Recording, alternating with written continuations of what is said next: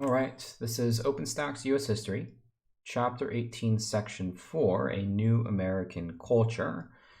So let us recall in this chapter, 18.1 was about all the inventions that were created in the Gilded Age. 18.2 was about the businesses that really made these inventions, improve steel, widely available, and how some people profited off of those new inventions.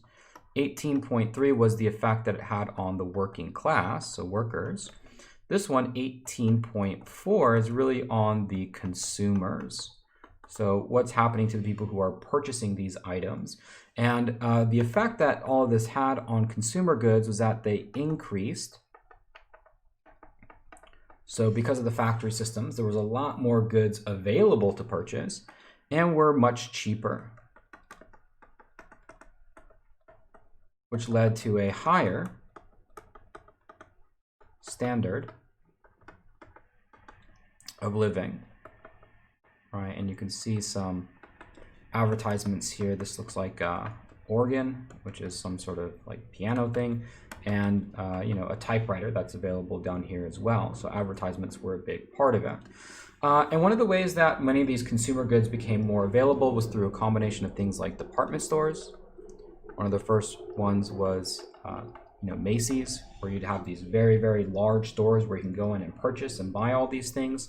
You also had mail order catalogs, which is pretty much straightforward. You order things through the mail.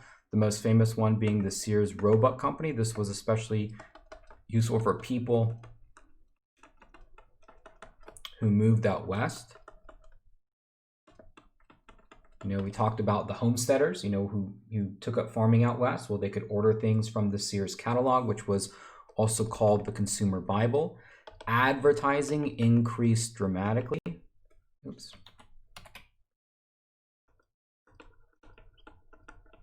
And really what advertising demonstrates is a surplus of goods, right? Once you have supply become greater than demand, then you need to convince the population that they need to buy your particular product. In a society of scarcity where there's not enough goods to go around, you don't need to advertise because people will get what they need, and then some people are also going to not get what they need. In a society of surplus, right, advertising is crucial because now you have so many goods that are available and you have to convince people to buy one good. So the more advertising that you see in a society typically means the better it's doing in terms of material goods. So a lot of material goods being produced, right? Much more consumer goods, a lot cheaper than before. One way that the standard of living also rose was through credit, which became more widespread. And essentially what credit is to buy now and pay later. So although, generally speaking, this Gilded Age, on the one hand, was, actually we'll get red here, was really poor, right, for workers and working conditions. On the consumer sides, what workers could purchase with their wages was generally much more positive.